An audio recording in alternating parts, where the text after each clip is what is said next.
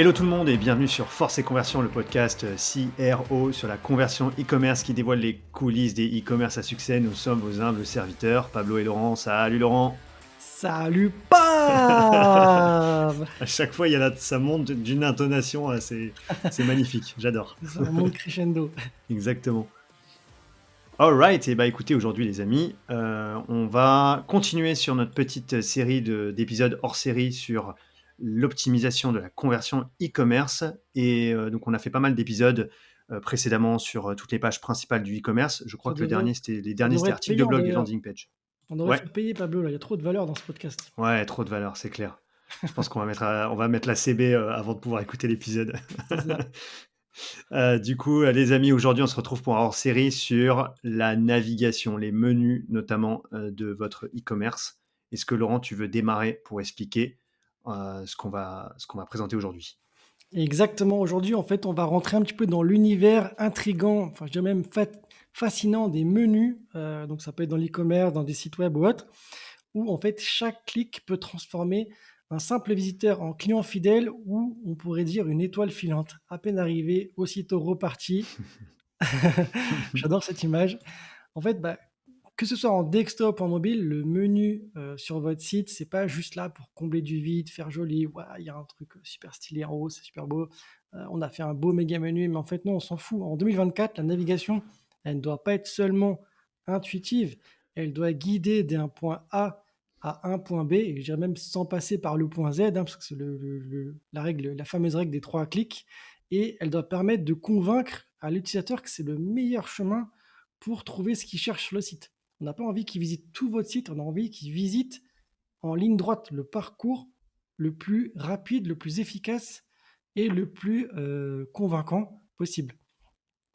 Donc en fait, aujourd'hui, on va essayer de décortiquer un peu les secrets des menus les plus efficaces, parce qu'il y en a vraiment qui marchent très très bien comparé à d'autres.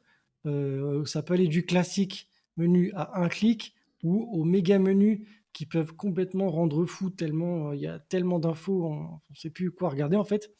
Et sans oublier le fameux burger menu sur mobile qui a vraiment un gros enjeu, puisque maintenant on sait, hein, 80% des visiteurs sont sur mobile, donc c'est un très gros enjeu. Et donc, en fait, on va voir un petit peu comment les petits détails peuvent faire des grandes différences par la suite sur votre site. Donc, attachez vos ceintures, préparez-vous, on va injecter un petit peu de magie et surtout de la logique. Je vous rappelle la logique, car toutes les choses seront évidentes une fois que vous les aurez compris.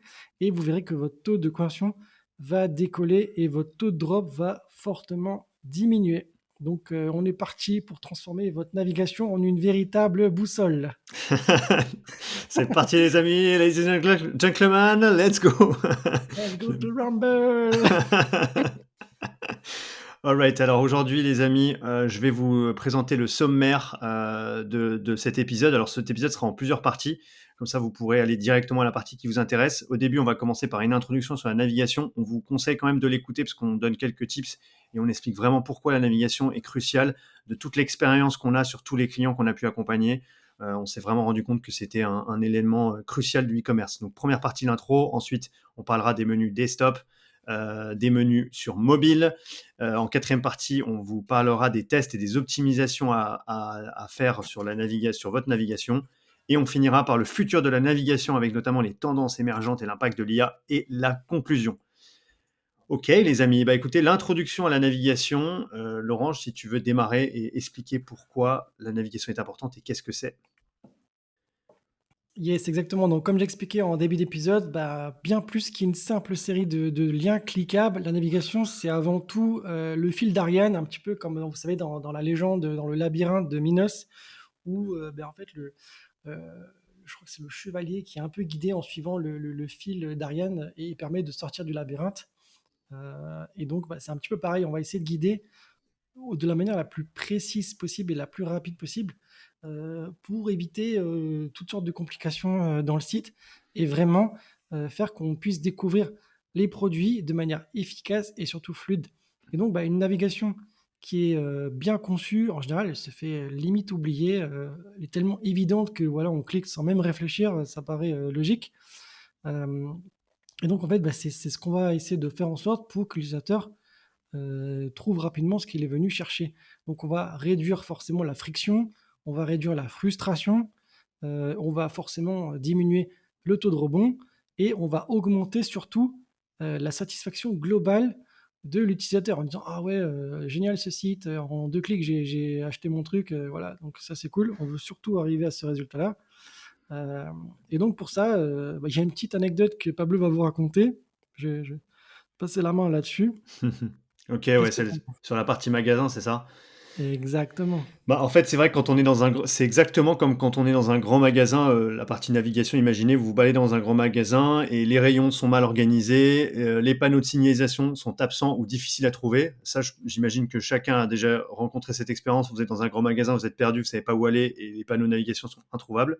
Il y a Ouais, les personne gros pour vous panneaux tout en aider haut, et au plafond, là. Je pense qu'il y en a en plus, il y en a très peu qui les voient, hein, ces panneaux-là, hein. Pourtant, ils sont super utiles, hein. bah, carrément. Même, tu sais, près des escalators, quand tu arrives et tu vois qu'en fait, sur le Ah panneau, ouais, c'est pas clair, tu as la moitié des trucs et l'autre moitié, tu sais pas où c'est. un C'est peu pas comme du tout, H&M, voilà. Voyez un peu le menu comme chez H&M. Vous arrivez au rez-de-chaussée d'H&M, ils vous disent: «Voilà, au +1 il y a les adultes, au +2 il y a les c'est enfants, au ça, tout +3 il y a les simplement. femmes et au +4 il y a les trucs et au +22 il y a ça». Non, mais c'est ça, hein, et c'est très simple et puis généralement les panneaux sont assez bien fichus donc on voit en fait, on arrive tout de suite à scanner l'information en 2 secondes et on sait exactement où on doit aller. Mais il faut que ça soit pareil les amis sur votre menu de navigation. C'est exactement ce que va s ressentir un utilisateur sur un site web quand il va y avoir une navigation médiocre, il va être complètement perdu et il saura pas où aller. Il a une idée forcément du produit qu'il souhaite, mais du coup, ça va être plus difficile pour lui d'arriver à ce produit-là et donc du coup d'accéder à l'achat derrière. Donc ça crée de la frustration et ça crée bien sûr des taux de rebond qui sont élevés et une baisse des conversions. Donc lorsqu'un site, sur un site, il est facile de naviguer, les utilisateurs vont être plus enclins à explorer davantage et donc ils vont plus facilement passer d'une page à une autre. Et non seulement il y aura une meilleure expérience utilisateur globale, mais aussi il va y avoir une augmentation des chances de découverte de produits qui mèneront à des achats.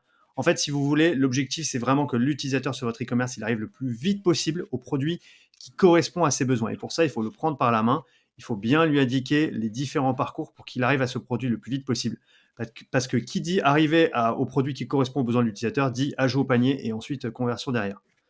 Une navigation à l'inverse qui est trop confuse ou trop complexe va frustrer l'utilisateur et ça va entraîner donc un abandon du site. Parce que dans un grand magasin, dans la réalité, les grands magasins sont aussi faits pour perdre un peu les utilisateurs, enfin les clients et faire en sorte qu'ils ne sortent pas facilement. Dans un e-commerce, c'est très facile de sortir de l'onglet de son navigateur, c'est beaucoup plus simple. Donc voilà, une navigation confuse et l'utilisateur abandonne le site. Donc, il faut un design intuitif du menu, il faut que les catégories soient claires, il faut des noms de catégories qui sont clairs, il faut que tout de suite, en un coup d'œil, on comprenne les différentes catégories qui sont présentes sur le site, et il faut qu'on puisse rapidement accéder aux informations de chaque catégorie, de chaque produit, pour capter et retenir l'attention des utilisateurs. C'est hyper important, les amis. Donc oui, alors les amis, un menu bien structuré, en fait, il agit un peu comme un vendeur silencieux. Il va orienter les clients vers les produits ou les services, voilà, parce qu'on peut vendre à la fois du produit physique ou du service. Et imaginez par exemple les menus qui affichent clairement des catégories avec des sous-catégories logiques. Ben, en général, on trouve rapidement ce qu'on cherche parce que le chemin a été bien pensé dans la profondeur et au lieu d'avoir 100 liens, bah, on en a 10 avec 10 dans la profondeur, et cetera et donc bah, vous verrez, hein, vous allez un peu comme sur Amazon. Amazon, ils disent pas, bah, cherchez votre produit au pif. C'est vraiment bien structuré, maison, bricolage, jardin, et cetera. Donc vraiment essayer de réfléchir en forme d'architecture, un petit peu, sous forme de silo, un peu comme un silo, hein, voilà. C'est les fameux, catégories, verticales et normalement vous arriverez à bien, orienter, aiguiller le visiteur. Donc et en plus c'est important parce que, il y a des études qui montrent actuellement que, améliorer rien que la navigation, donc ça sert à rien d'aller chercher, changer la couleur du bouton, ceci, cela, juste en vous focalisant sur une bonne navigation intuitive, fluide et bien pensée, rien que l'introduction d'un méga menu, ça a augmenté les conversions de plus de 30 sur des shops, qui ont été pris en compte par l'étude. Donc ça, c'est hyper important et pour ça, bah, il y a pas mal d'astuces, justement qui ont permis d'obtenir cette augmentation significative. c'est l'accès direct à des produits phares, à des catégories phares, à une offre en cours, qu'on peut faire apparaître dans le méga menu. C'est-à-dire que vous aurez votre menu simple sur la gauche, dans la première colonne et éventuellement dans la deuxième colonne. Et à droite, vous avez l'offre, le best-seller ou tout autre placement visuel qu'on peut maximiser. Ça, c'est à vous de faire des A/B tests, hein, on ne vous le répétera jamais assez, voir un peu ce qui permet de cliquer le plus.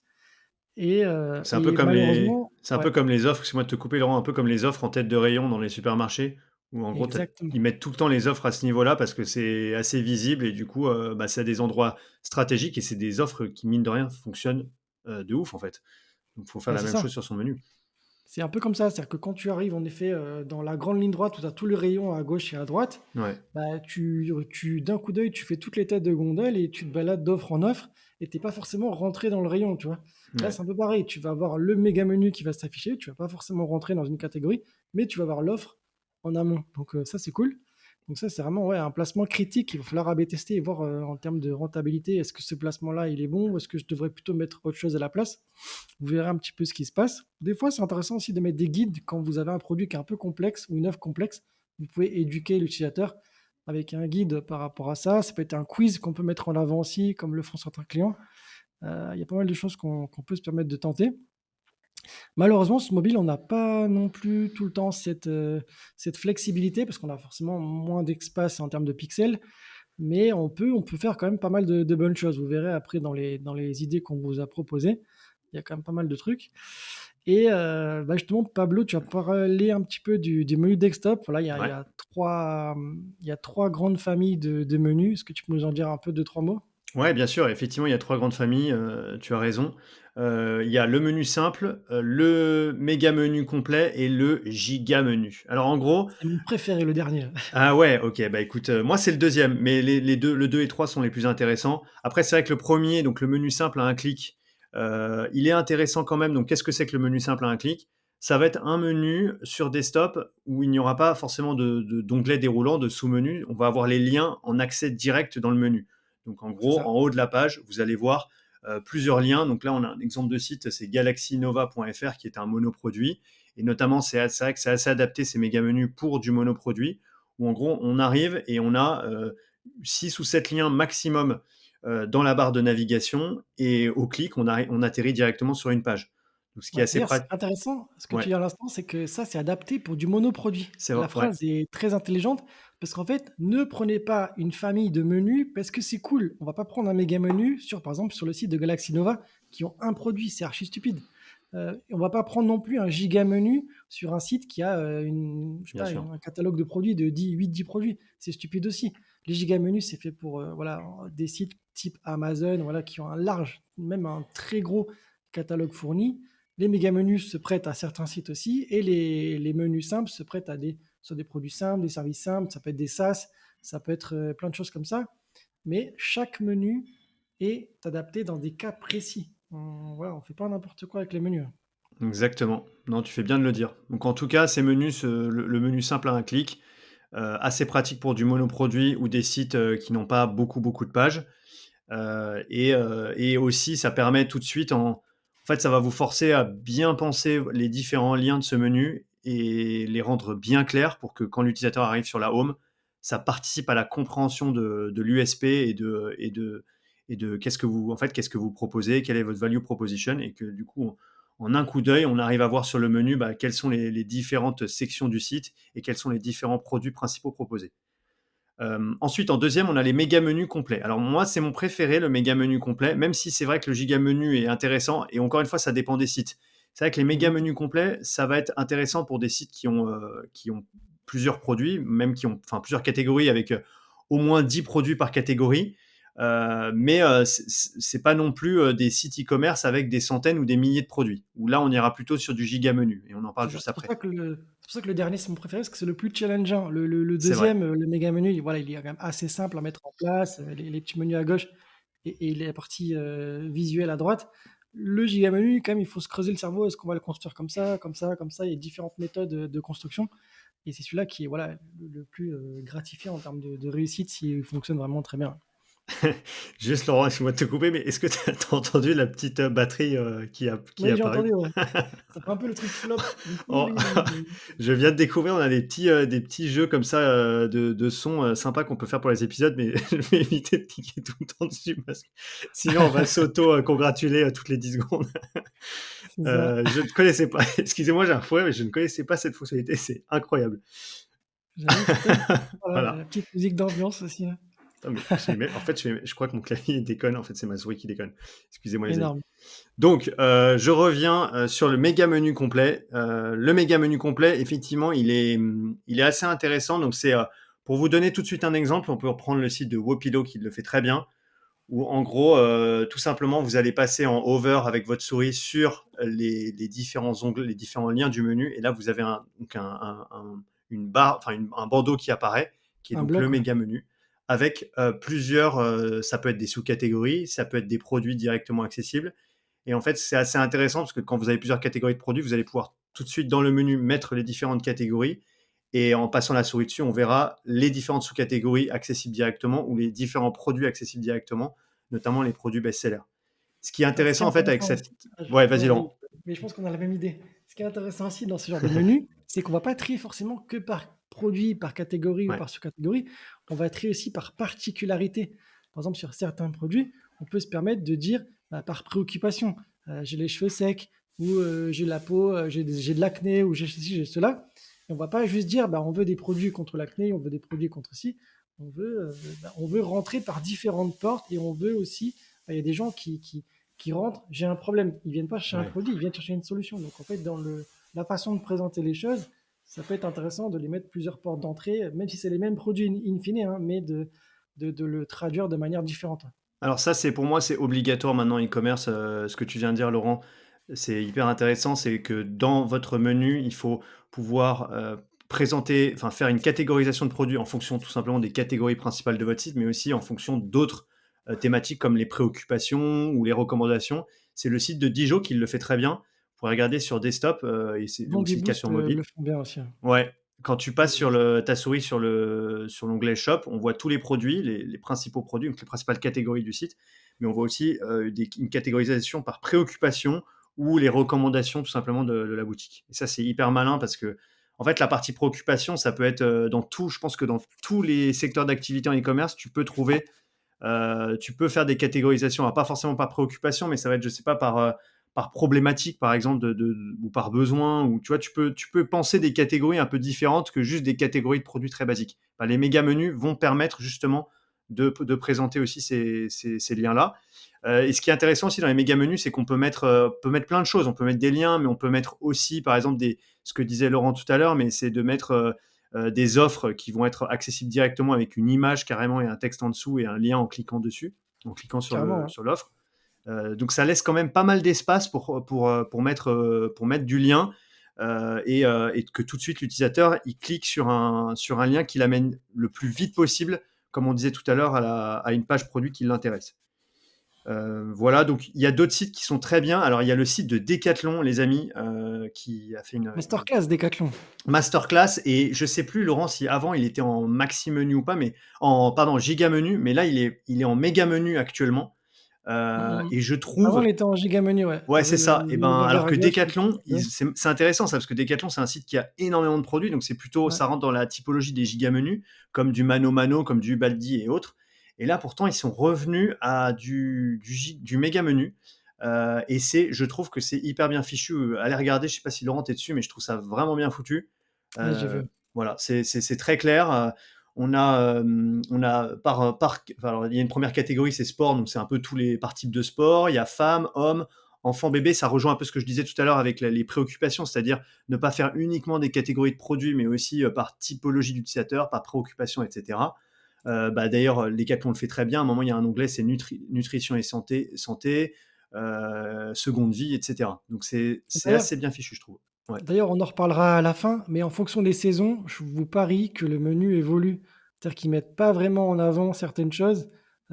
Typiquement, on voit que, par exemple, dans le sport, quand on ouvre, on ouais, voit tout de suite vélo, t'as raison. randonnée, fitness, camping. En hiver, clairement, ça va être des trucs plutôt d'intérieur et autres. Il y aura pas forcément la catégorie camping à droite qui sera mis en avant. Vous voyez, sport du moment. Voilà, donc ça, on en parlera plus tard, mais il y a pas mal d'évolutions, notamment des menus dynamiques. Un Ouais, menu n'est jamais figé. complètement.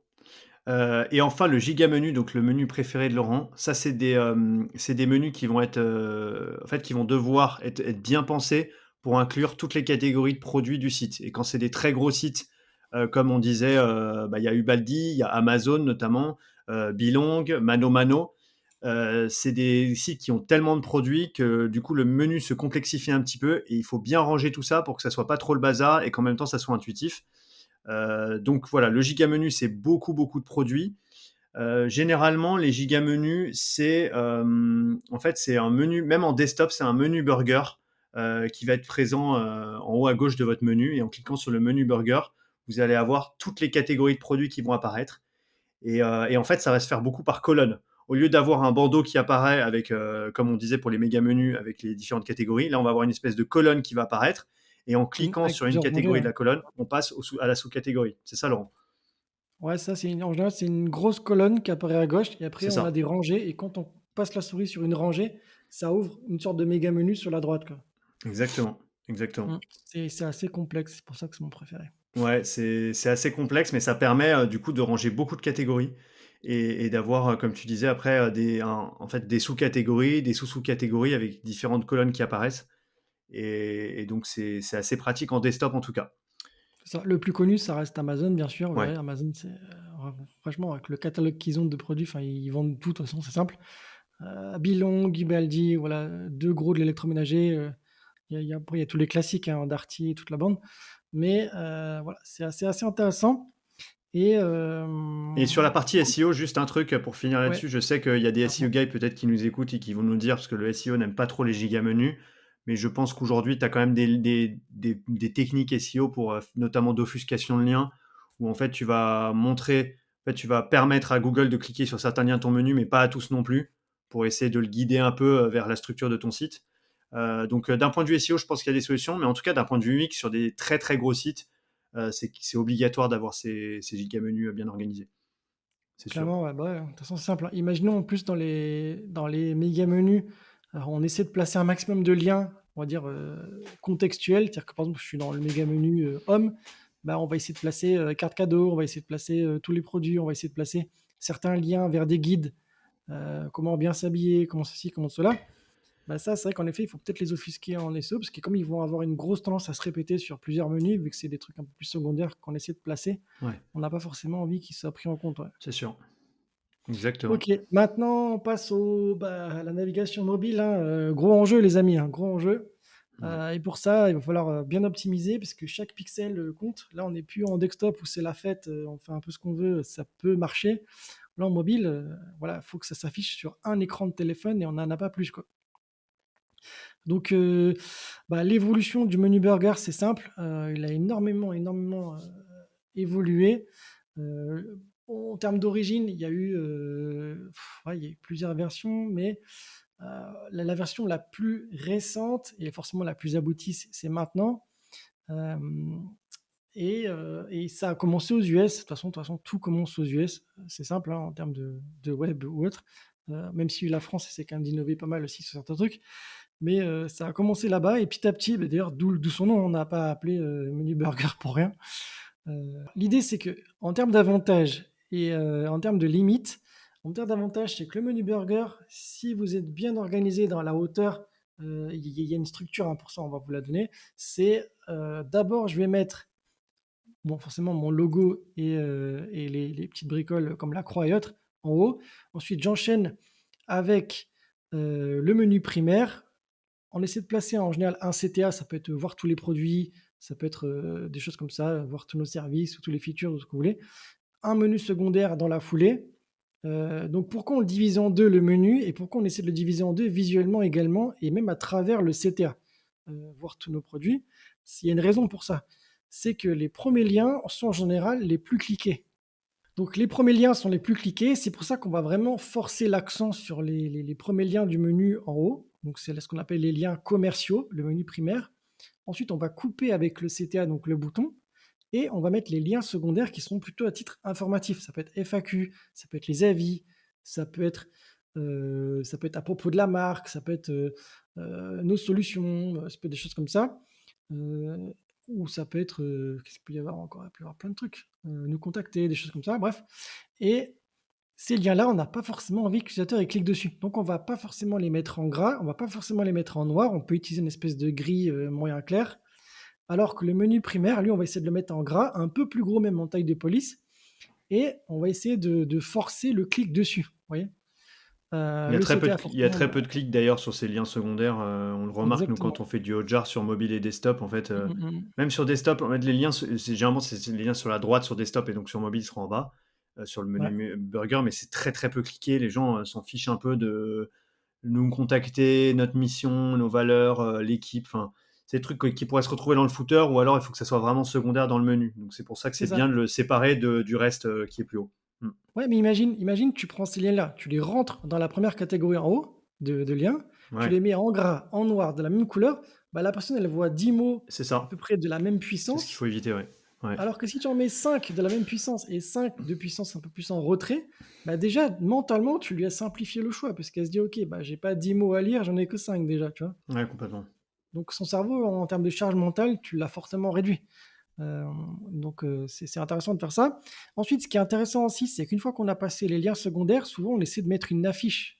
Ça peut être l'offre du moment, ça peut être je sais pas, un best-seller, ça peut être, essayer de voir un petit peu ce que vous pouvez mettre en avant, mais utiliser cet espace mort parce que la plupart des menus, que je me trimballe en regardant un petit peu ce qui se passe sur les sites, il y a toujours un espace mort blanc en bas du menu parce que les gens ils l'utilisent pas en fait.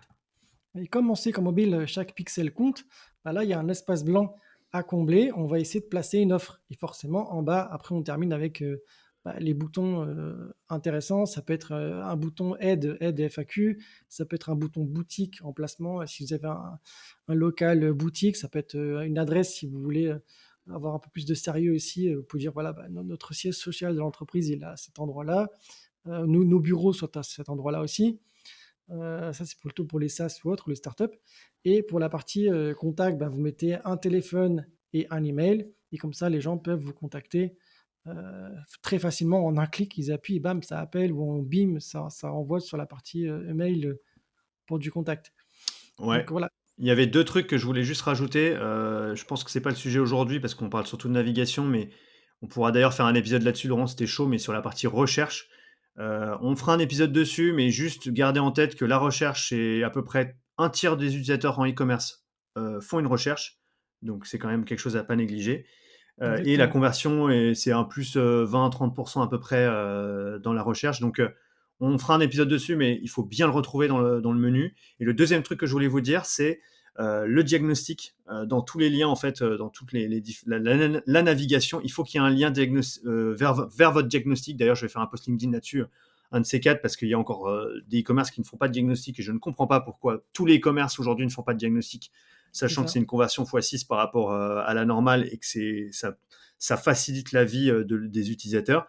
Il faut que dans votre navigation, vous ayez à plusieurs endroits, c'est le site d'ailleurs Spoil the Child qu'on adore citer avec Laurent, qui le fait très bien, d'avoir un lien, vers le diagnostic. Il peut même y avoir 2 liens vers le diagnostic dans le menu. Bon, peut-être pas 2, c'est à voir, hein, à tester. Je crois que Spoil the Child, en tout cas, ils en mettent au moins un. Bien visible d'ailleurs, c'est notamment l'encart que tu viens d'évoquer, Laurent. Bah, je crois que ça peut être à ce niveau-là ou ça peut être, dans Ça les peut être le catégories de sticker produits. au-dessus, ça peut être en effet l'affiche. C'est à vous d'AB tester, hein, voir ce qui clique le Ouais. plus.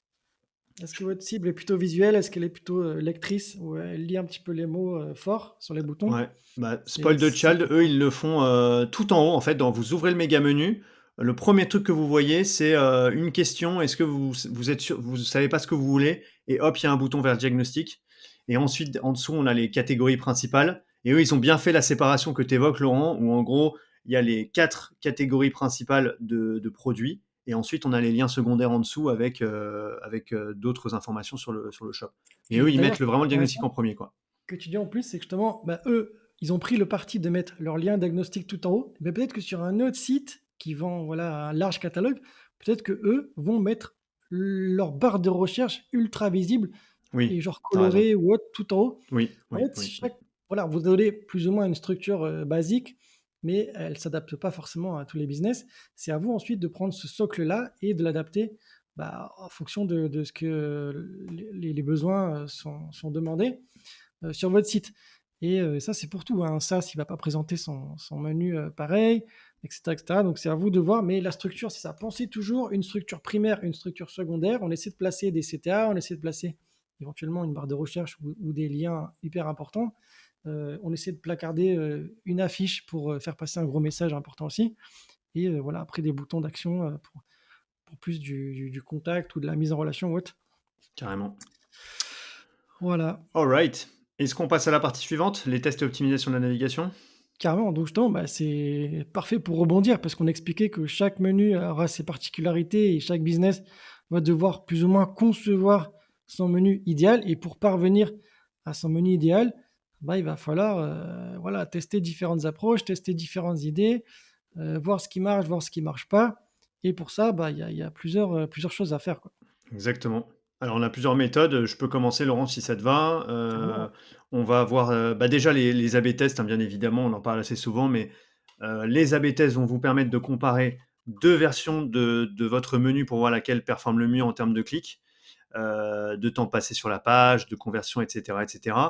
L'A/B testing, ça se fait quand on commence à avoir quand même un trafic assez élevé. Généralement, on parle de minimum 10 000 utilisateurs par mois pour commencer à faire de l'A/B testing. Il faut plusieurs centaines de conversions. Mais en tout cas, on peut déjà tester des micro-conversions comme un taux de transfert vers des pages catégories et même le taux de conversion derrière, en fait, final. Ça peut être intéressant, en tout cas, de tester différents types de conversions pour vos A/B tests et voir quel menu, quelle version de menu amène plus de transferts vers des pages catégories, plus d'ajouts au panier et plus d'achats. Et donc avec un revenu par utilisateur qui est amélioré. Pour ça, il y a des outils que vous connaissez tous, je pense. Il y a Optimizely, IntelliGem sur Shopify qui est de mieux en mieux et qui est vraiment top, qu'on vous recommande chaudement. Et ce post n'est pas sponsorisé. On a VWO qui est très bien comme rapport qualité-prix. Puis après, on en a d'autres. On a convert.com. Et puis après, les plus gros, ABTesty, etc. Mais en tout cas, n'hésitez pas à A/B tester quand vous avez un trafic suffisant. Testez vraiment deux versions de menus complètement différentes ou alors des petites choses dans votre menu. A/B tester des petits éléments. Par exemple, je ne sais pas, rajouter des images au niveau des catégories. C'est ce que fait d'ailleurs Spoil the Child. Ils mettent au niveau des catégories de produits des images en background. C'est des petits trucs qui peuvent améliorer un peu le transfert vers les pages catégories. Donc, à tester. Carrément, ouais. Après, il y a les heatmaps qui sont hyper importantes aussi. Ouais. En général, l'un va avec l'autre, hein. Les A/B tests sont la conclusion de ce qu'on a spoté un peu sur les heatmaps ou les recordings. Mais donc les heatmaps, ça permet de voir un petit peu, bah, où l'utilisateur, comment il navigue sur le site. Est-ce qu'il scrolle beaucoup dès le début en arrivant sur la page? C'est-à-dire qu'ils n'ont pas, eu tout de suite des liens importants à cliquer, voilà, en arrivant sur le site? Ou est-ce qu'au contraire, dans le menu burger, bah, ils ont trouvé leur bonheur? Mais en général, il y a 2 indicateurs à regarder. C'est est-ce que votre taux de scroll est important? C'est-à-dire que les gens scrollent beaucoup vers le bas pour trouver des produits ou trouver des catégories sur lesquelles cliquer et c'est qu'ils n'ont pas forcément, compris et si le taux de rebond n'est pas élevé et donc en fait ça coïncide, hein, ils ont scrollé beaucoup, ils ont trouvé, ils ont cliqué. Au contraire, si le taux de rebond est énorme et que les gens n'ont pas scrollé, c'est que déjà, bah, il y a 2 points qui vont pas. L'USP, ils l'ont pas compris, ils n'ont pas compris sur quel site ils étaient et en plus le menu, ils l'ont pas compris non plus parce qu'ils se sont barrés tout de suite. Donc en fait, ces 2 indicateurs-là couplés ensemble, bah, justement grâce au système de heatmap comme, sur les outils comme Hotjar, Clarity de Microsoft, Crazy Egg ou bien encore Lucky Orange qui commence à bien monter et qui a l'air assez polyvalent, bah, vous permet de vous rendre compte un petit peu de l'efficacité de votre menu couplé aux 3 premières sections de votre page d'accueil en fait, en tout cas de la page en question. Exactement. Après, dans les autres tests que vous pouvez faire, c'est des tests d'utilisabilité, d'organiser des sessions de test avec des vrais utilisateurs pour observer comment ils utilisent votre menu dans un contexte naturel. Et ça va vous aider à identifier les points de friction et de confusion. On adore ces tests avec Laurent, on en parle tout le temps, vous embêtez avec ça, mais vraiment faites tester par des vrais utilisateurs.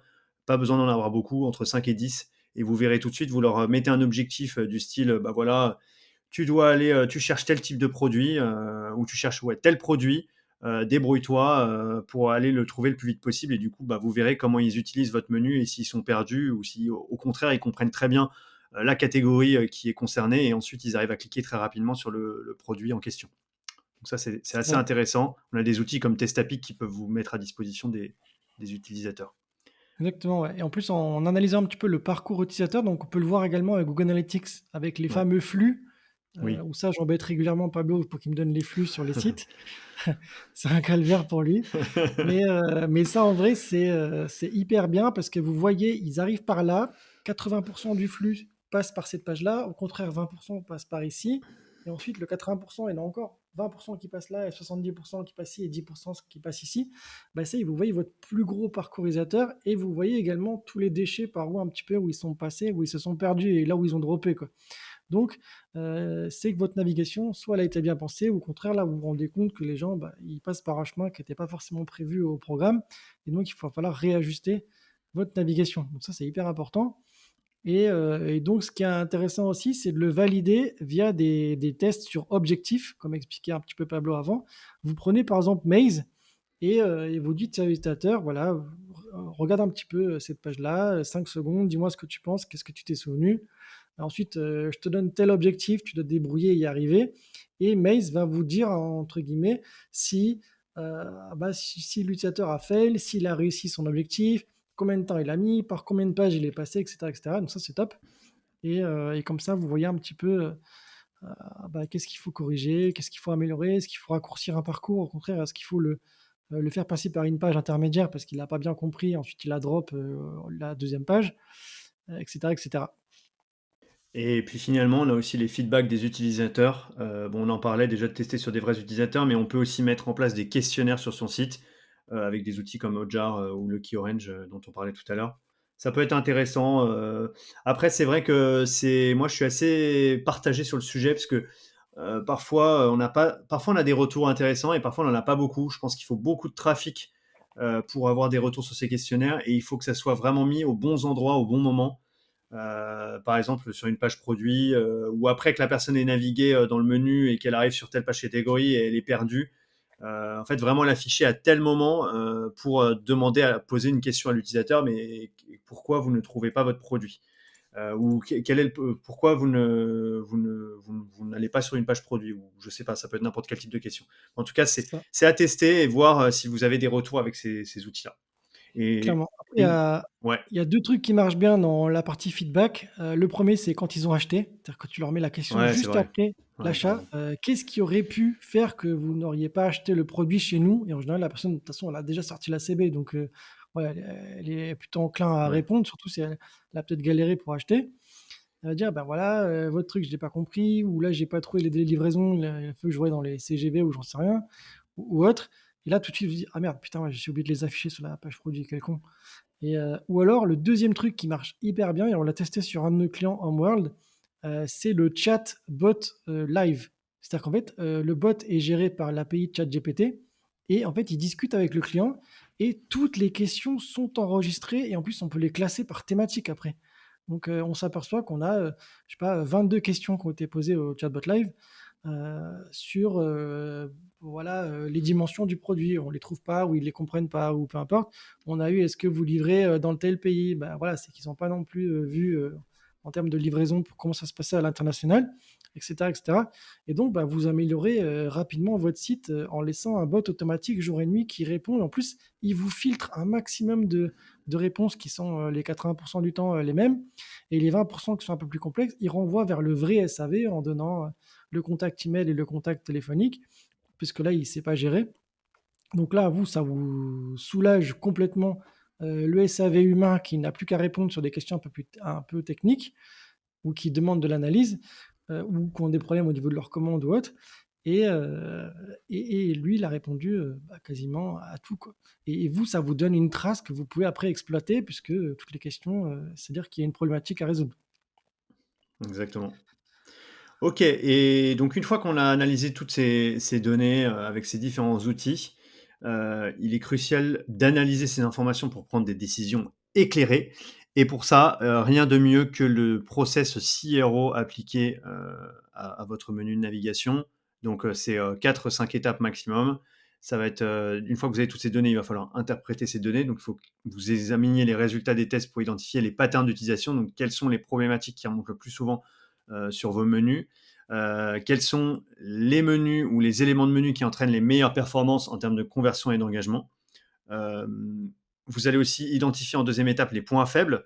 Donc le but, ça va être d'identifier les éléments de votre menu qui ne performent pas bien, pourquoi il y a certains liens qui sont complètement ignorés, pourquoi certains parcours semblent compliquer l'expérience utilisateur plus qu'autre chose. Donc tout ça, il faut vraiment essayer d'identifier ces points-là pour les améliorer. Le troisième point, ça va être l'ajustement et l'optimisation. Donc sur la base de toutes ces analyses, vous allez apporter des modifications ciblées à votre navigation. Donc en gros, soit vous avez deux solutions. Soit vous changez radicalement votre menu, votre méga menu et vous l'avez testé, mais c'est assez technique. Soit vous implémentez au fur et à mesure des petites modifications pour optimiser votre menu et tester des nouveaux parcours. Donc à voir en fonction de vos objectifs. Et une fois que vous avez ajusté et optimisé, c'est un cycle itératif, c'est-à-dire que le process de test et d'optimisation va être continu et les ajustements peuvent être à leur tour testés pour mesurer leur impact et ça garantit une amélioration constante de la navigation sur votre site. De toute façon, la navigation, je pense, Laurent, je pense que tu partageras ça, mais c'est quelque chose qui se travaille toute l'année, tout le temps. Nous, on le voit sur Hotjar, sur mobile, quand on fait des recordings, enfin non pas des recordings, mais des sessions heatmap sur Hotjar. Le menu, le méga menu, c'est toujours l'élément le plus cliqué de la page. Que ce soit la home, la page catégorie, alors peut-être Clairement, un ouais. peu moins la page produit, mais en tout cas sur la home ou sur des pages un peu hub, style page catégorie, c'est un des éléments les plus cliqués. Donc c'est vraiment Souvent le hyper menu important. burger, il est cliqué en 1 en général, c'est C'est la ça. pastille rouge sur Hotjar, on peut Ouais. pas le rater, quoi. Donc en fait, Donc c'est ouais, pour moi, c'est aussi important que le contenu de vos pages. Et bien sûr, le contenu des pages est crucial avec le bon copywriting, que ça soit aéré, qu'on ait une bonne hiérarchisation visuelle, que les boutons ressortent bien, etc. Mais le menu, c'est aussi important en fait. Et pourtant, on le délaisse un peu, on se dit que c'est le truc un peu à côté. Mais en fait, c'est vraiment Enfin, moi, j'ai jamais vu un site, à part peut-être des sites e-commerce monoproduits où les pages sont hyper bien optimisées d'un point de vue CRO et donc l'utilisateur est vraiment embarqué dans un toboggan et en fait, il scrolle la page, il clique sur les beaux boutons et il y a peu de clics sur les menus. J'ai jamais vu ça en fait. La plupart du temps, les utilisateurs, ils arrivent et tout de suite, ils vont voir le menu pour aller chercher rapidement le produit qu'il leur faut. Donc ouais, très clairement, important, c'est ça, hein, c'est trop négligé et pourtant c'est le cœur du business, quoi. c'est clair. C'est la plateforme tournante dans le site, si elle est mal imbriquée, malheureusement, ça va sortir, quoi. Ah, c'est la séquence est J'ai mouvante. encore lancé je suis désolé. Genre, je fais pas ça parce que tu fais du piano, Laurent, en plus. À chaque fois, je me plante. Désolé. Ok. Écoutez, pour la dernière partie, on va parler du futur de la navigation, les tendances émergentes de la navigation. Alors, il y a plusieurs choses, il y a plusieurs points qu'on voulait vous évoquer aujourd'hui. Le premier, c'est que la navigation, enfin déjà pour introduire le sujet, la navigation sur les sites e-commerce, elle est en constante évolution. Comme on vous disait, il y a des innovations perpétuelles qui cherchent à améliorer l'expérience utilisateur et augmenter les conversions. Et donc il y a quelques tendances qu'on voulait vous partager. D'ailleurs, ouais, en parlant de ça, ça me fait penser au site de Ouais, 900 Care, tu sais, où tout en bas, tu as le menu un oui, peu à la TikTok, quoi. ouais, c'est ça, en bas de l'écran sur mobile, effectivement. Comme Mmh ça, tu as un mh. prolongement entre les réseaux sociaux et le site, ouais. Clairement. Ça existait pas il y a encore, 2 ans, quoi. Ouais, c'est vrai. Il y a pas beaucoup de enfin si, il y a quelques e-commerce qui commencent à s'y mettre quand même, mais c'est vrai que je pense c'est adapté à une certaine cible. Mais apparemment, les résultats sont assez fous, hein, sur ce genre de menu. Donc Ouais, ouais, les gens, ils ont l'habitude de cliquer en bas maintenant avec le ouais, pouce, donc c'est tu vrai, leur donnes en gros du pain béni, quoi. c'est clair. Donc la navigation personnalisée justement, c'est un point qu'on voulait vous partager. C'est offrir une expérience de navigation qui est personnalisée, basée sur plusieurs choses. Donc déjà tout ce qui est données démographiques, la typologie d'utilisateurs. Donc par exemple, je pense à un site, je sais pas comme, D'or et de platine qui a une cible un peu plus jeune. Ça va être potentiellement un menu, en bas de l'écran. Enfin je dis ça, mais je sais plus si c'était le cas. Je crois que ça avait été le cas à un moment, en tout cas. Donc, il faut que ça soit des menus navigation basés sur les données démographiques, mais aussi sur les comportements antérieurs des utilisateurs. Donc, en fonction de ce qu'ils ont fait avant d'arriver sur le site, ou sur le site tout simplement, quel type de produits ils ont visité, quelles catégories les intéressent, etc. Donc, ça va permettre de pouvoir présenter des produits et des catégories qui sont pertinents pour chaque visiteur. Bon, ça, c'est un peu du e-commerce avancé, mais pour des e-commerce qui commencent à devenir assez costauds, ça devient obligatoire. On a aussi le point des menus dynamiques qui rejoint ce point de menu personnalisé. Donc, ça va être des menus qui vont changer et s'adapter en fonction du comportement de l'utilisateur en temps réel, comme je vous disais. Ces menus-là peuvent mettre en avant notamment des articles en fonction de ce que l'utilisateur a vu, ajouter au panier, rechercher durant sa section actuelle, etc., etc. Bah, justement, ça peut être l'utilisation des 2 visuels qu'on a, souvent à droite dans le méga menu. Ouais, Imagine la personne, elle s'est baladée sur les vélos, bah, quand elle retape dans la catégorie, vélo ou j'en sais rien, bah, tu as les 2 vélos qu'elle a vus qui sont comme par hasard, à droite, tu vois? Dans le méga ouais, c'est menu, ça, par exemple. exactement. Mmh. Ça, c'est important de l'avoir. Ensuite, on aura, sur les futures tendances, l'utilisation accrue de la voix et de la recherche visuelle. Donc c'est vrai qu'on a les assistants vocaux qui montent petit à petit, d'année en année et ça peut être intéressant d'inclure cette reconnaissance vocale ou d'image, dans le menu, notamment à travers la recherche. Ça, je pense qu'on en reparlera dans l'épisode sur la recherche. Mais en tout cas, la navigation, par la voix et par l'image deviennent de plus en plus intégrées dans les expériences de shopping, en ligne. Et enfin, les interfaces pardon, utilisateurs minimalistes. C'est vrai qu'aujourd'hui, on a une tendance à des e-commerce de plus en plus épurés et minimalistes. D'ailleurs, on le voit sur la refonte du nouveau site de Decathlon qui est beaucoup, en fait, qui est un site beaucoup plus simple dans sa navigation. Donc ça va signifier avec notamment du coup Decathlon qui passe d'un très gros menu à un méga menu. Donc ça signifie des menus plus simples et plus intuitifs qui ne surchargent pas les utilisateurs avec trop d'informations ou d'options. Car trop de choix tue le choix. Et ça, on a toujours ce problème chez les commerçants qu'on accompagne, c'est quand on commence à avoir beaucoup de produits, s'il y a beaucoup de choix et que la catégorisation n'est pas bien faite, ou qu'il y a trop de choix dans le menu, du coup les utilisateurs sont perdus et se barrent du site, tout simplement. Exactement et pour rebondir justement sur ce que tu disais juste avant là, que l'utilisation accrue de la voix et de la recherche visuelle, donc c'est forcément, sur le même principe basé que Google Images. Je scanne, une image que j'ai vue sur Instagram ou j'en sais rien, j'arrive sur le site: «Est-ce que vous avez ce produit-là?» parce que je l'ai vu porté par un mannequin qui dit qu'il l'avait vu, qu'il l'a eu sur votre site ou qui a été offert par ce site-là, en placement de produit.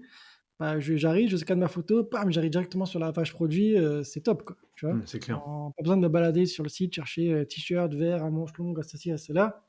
En un clic d'image, bim, j'ai mon truc. Ou avec la voix, j'arrive sur le site, je clique sur le logo du micro, je cherche un t-shirt vert que j'ai vu sur Instagram, machin, manches longues, col en V.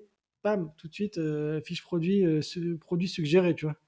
Ouais, et ça, il y a Donc les ça, moteurs c'est de dingue. recherche, on en reparlera dans l'épisode sur le sujet, mais il y a des moteurs de recherche comme DoFinder, je crois, qui proposent cette fonctionnalité-là, ouais, effectivement. Exactement et ce qui va être encore plus fou, je pense et on va y arriver de plus en plus, c'est la navigation prédictive.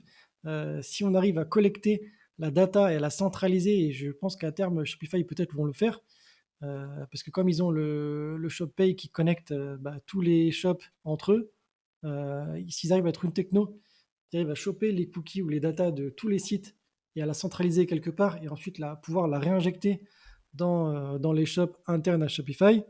Le mec va se pointer.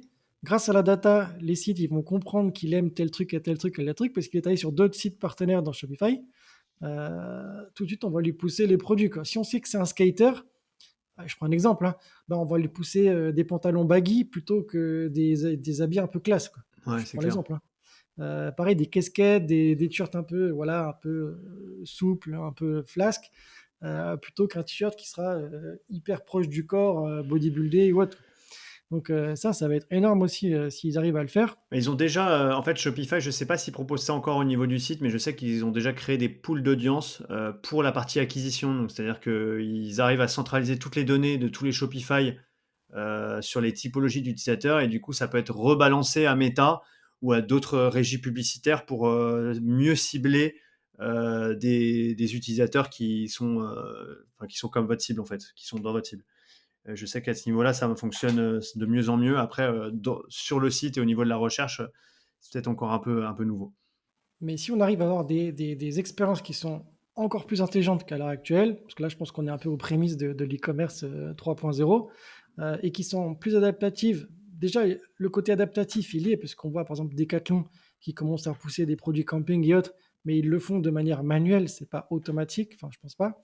Mais si on arrive à le faire de manière prédictive et saisonnière, ou en tout cas s'il y a des produits de ce type-là qui s'y prêtent, on anticipe les besoins de l'utilisateur quand il arrive sur le site Il se dit: «Waouh, le produit, attends, c'est énorme, c'est justement ce que je cherchais». Comme par hasard, heu, on lui propose des parcours qui sont ultra personnalisés, ça j'adore et vers des produits ou autres qui correspondent à ses intérêts du moment et pas des intérêts passés ou qui auront lieu plus tard.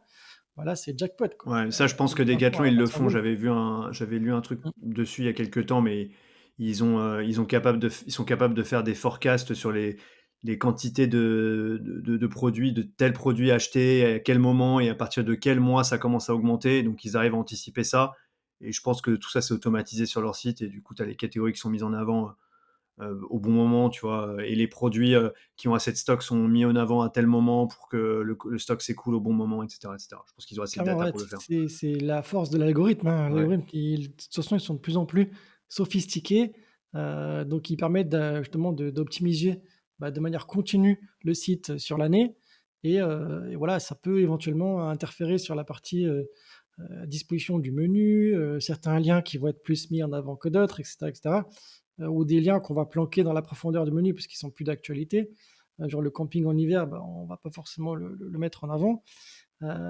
Et d'ailleurs, il y a une application qui fait ça, qui est assez forte sur Shopify, c'est l'application Rebuy. Je vous ai mis le lien dans le doc, où on peut prendre des blocs sous forme de modules, on va enfin, sous forme de widgets, on va les mettre à l'endroit précis qu'on a besoin et la data va permettre de comprendre en fonction de l'utilisateur et autres, comment il se comporte en termes d'achat, et d'expérience passée sur les commandes. Tel produit, va être poussé en avant, quoi. C'est vraiment l'application qui choisit le produit. C'est pas nous qui allons tous les jours de manière manuelle: «Tiens, on va mettre ce produit-là en avant». Non, c'est par rapport à la data passée, il comprend ce qui doit être mis en avant et ça, c'est fort, et il va pousser le bon produit, Mhm. en ce moment, quoi. Ça, c'est cool Je savais pas que Rebuy et faisait ça. Ok, trop ouais, cool. Ariba, il fait ça et c'est très, très fort. Là, on l'a utilisé pour Homeworld, hein. Homeworld, où Ok. on a mis en bas des pages produits, des push produits par rapport à ce que les gens achètent quand ils sont sur cette page produit-là. Bah, il a les produits complémentaires les plus achetés, en fait. Hyper Ça, c'est cool intéressant. Ok. et tout à l'heure, on en parlait déjà, hein, mais la puissance des chatbots et assistants virtuels, voilà, elle est complètement, sous-estimée à l'heure actuelle. C'est assez stratosphérique en termes d'insight. Heu, Si vous l'utilisez et que vous le mettez sur votre site, vous le laissez traîner un petit mois, je vous garantis que vous allez avoir un maximum de recos activables, très rapidement, et vous en aurez même tellement que vous allez devoir, faire ce qu'on appelle nous le fameux ICE, comme dirait Pablo, C'est ça. le framework et pour dire, bah, laquelle on fait en premier parce que voilà, là j'ai ça, ça, ça, ça, ça à faire ça aussi. Je peux pas tout faire d'un coup, mes devs, ils peuvent pas bosser jour et nuit. Donc, on va devoir, prioriser, avec le fameux framework et le dernier, bah, là, ça se fait déjà, hein, l'analyse comportementale en temps réel, mais ça se fait pas de manière automatique par l'IA. C'est, voilà, nous, on le fait parce que c'est notre job et je pense que c'est ce qu'expliquait Pablo au début du podcast. Vous prenez un pool d'utilisateurs, enfin un pool de visiteurs, vous les faites se balader, sur le site et vous regardez en termes d'analyse comportementale comment ça se passe. Imaginez que maintenant, à la place de vous, c'est l'IA qui va faire cet exercice. Bon, là, c'est les amis, c'est fini là, le game il est plié, quoi. Heu, Terminé, bonsoir. imaginez ah mais clairement, imaginez l'IA elle fait ça H24 pour vous. Vous avez fait ça avec, 10 utilisateurs, ça vous a pris une après-midi, à faire ça. Lui, il fait ça avec 1000 visiteurs qui se pointent sur son site. Waouh, là c'est fini, quoi. Donc, en plus l'IA, imaginez, elle va encore plus loin, elle vous pousse un rapport de recommandations concrètes et activables, comme dirait Pablo. Bon, bah, là, ça y est, c'est réglé, quoi. Donc là, C'est je pense que tapis si on rouge, arrive à comme dirait ça, Laurent. ah Tapis ouais, là, rouge, c'est quoi. rouge, là. Ouais, Si c'est on arrive clair. à ça, c'est fou, quoi. On met une IA en fond, en tâche de fond, qui traîne sur le site. Elle se balade, elle attend, elle regarde tout ce qui se passe et ensuite elle est consciente des problématiques des visiteurs et elle fait des recommandations ensuite et vous avez un rapport directement dans votre boîte mail. Waouh, là, les mecs, ils sont forts. Ouais, Là, là, l'IA, vous passez au next step. ça fait peur et en même temps c'est passionnant. Mais après, n'oubliez pas les amis, toujours de l'humain dans votre e-commerce. Et il faut que les utilisateurs qui sont sur votre e-commerce sentent quand même qu'il y a des humains derrière qui sont à leur disposition. Un service clientèle avec des vraies personnes au téléphone et pas une IA qui répond. Peut-être que ça sera le cas bientôt. Mais en tout cas, c'est hyper important et on insiste là-dessus parce que nous, on a vu des commerçants qui avaient des taux de conversion intéressants avec toujours un service client irréprochable, avec des personnes qui étaient disponibles H24 pour répondre aux questions Donc c'est bien d'avoir l'IA qui optimise tout ça avec un chat notamment qui peut être géré par l'IA, mais à partir d'un certain moment, il faut absolument que l'humain prenne la main là-dessus pour avoir une conversion correcte. Clairement, ouais. All Ouais, right. mais là, celle-là, pour le coup, elle est assez cool parce qu'elle serait en tâche de fond, elle serait pas visible. C'est-à-dire que Ouais, l'utilisateur, il se balade et l'IA, elle scanne tout ce qui se passe et elle fait un rapport. Voilà, j'ai vu que tel utilisateur s'était énervé sur tel endroit, ou là, ils n'ont pas compris, il a fait 36 allers-retours. Moi, je vous recommande de faire ça, ça, ça. Et en plus, elle donne la bonne reco. Bon, après, il faut venir et regarder avec son œil d'expert si c'est vraiment intelligent ou pas. Ou en tout cas, si c'est, comment dire, si c'est logique ce qu'elle demande de faire. bien sûr, Mais ouais, clairement, ça pourrait être fou, quoi. carrément. Bah, écoutez les amis, je pense on arrive à la fin de cet épisode. En résumé, la navigation, c'est une des pierres angulaires de l'expérience utilisateur en ligne. En comprenant son importance et en investissant dans son optimisation, vous pouvez créer un parcours client fluide et agréable qui stimule les conversions et fidélise vos clients. Donc, très important à ne pas négliger. On espère que vous avez kiffé en tout cas l'épisode et que vous avez pu récupérer quelques idées.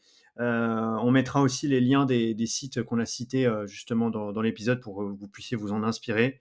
Mais vraiment, bichonnez votre menu, les amis, de navigation, c'est hyper important. Et bah Exactement. écoutez, on Base. n'a plus qu'à vous souhaiter bon vent et on se retrouve pour un prochain épisode, peut-être sur la recherche ou autre chose, on verra, on va en discuter avec Laurent. Ouais, la recherche, ça me plaît bien, je pense que c'est pas mal. Ça peut être pas mal, ouais. Ok, ça marche. Bon allez, salut tout le monde. Ciao, ciao, salut la team.